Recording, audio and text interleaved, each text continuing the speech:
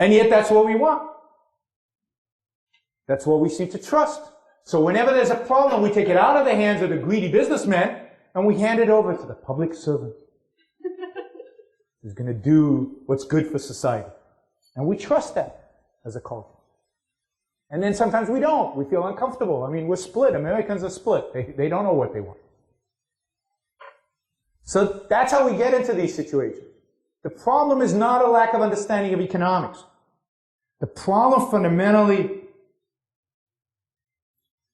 is that we dismiss as evil and corrupt the notion of self-interest. So if we really want limited government, if we really want capitalism, if we really want the shrinking government with less regulation and less taxes and less redistribution of wealth, if we really want freedom, then what we need to fight for is a proper concept of self-interest, a proper concept of selfishness, and the view that self-interest and selfishness are moral. Indeed, that they are the essence of morality.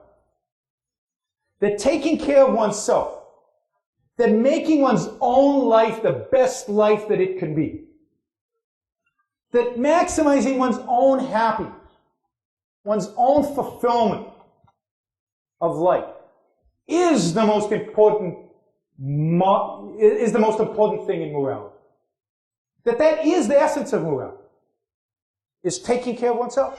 Is doing what's good for oneself. And let me tell you, that ain't easy. It's not easy to figure out what's really good for me over the span of the 80 years, hopefully longer, that I'm going to be on this earth. What's good for me given the multiple choices that I have in life? What's good for me given, this long-term horizon and all the uncertainty and all the risks and all the challenges that face me? What's good for me given the emotional pull of certain things? Because what's good for me might not be what I feel like doing right now. And might not be what gives me a high right now. Figuring out exactly what's good for you is an incredibly challenging activity. And that's what morality is about. Morality is about going through that process. Taking responsibility for one's own life. Taking responsibility for one's own happiness.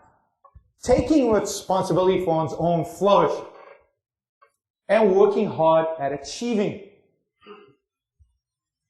If you have a morality focused on that concept of self-interest, that concept of human flourishing, this idea of personal responsibility, then there is no option in terms of economic system that we want to adopt. If you are responsible for yourself, if you want to be happy, if you want to be successful, if you want to make the most out of your life, you don't want a bureaucrat telling you what to do. You don't want your wealth redistributed to other people. You want to make the choices of how to use your wealth. You want to make the choices of what business to start and what not. You want to make the choices of which bank to go to and which not, and what kind of financial instrument to get or which not, what kind of doctor to go to, which doctor to go to and when, how much to pay, based on, the options you have in the marketplace. You don't want bureaucrats limiting your choices. You want the market expanding your choices. You want to be free. In other words, you want capitalism. Capitalism unleashes that. Capitalism makes all that possible.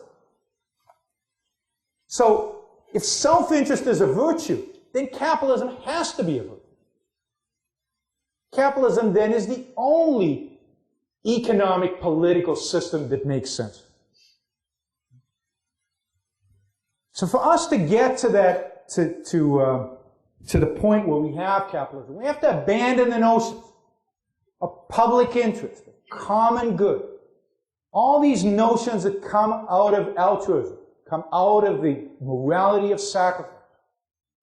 And we need a new morality. We need a moral revolution. A moral revolution that will make the economic and political revolution easy if we can attain it. We need a moral revolution to bring about a recognition of the morality of self-interest. That in Ayn Rand's, in the name of the title of Ayn Rand's book, The Virtue of Selfishness, we need a revolution that brings about the recognition of the virtue of selfishness.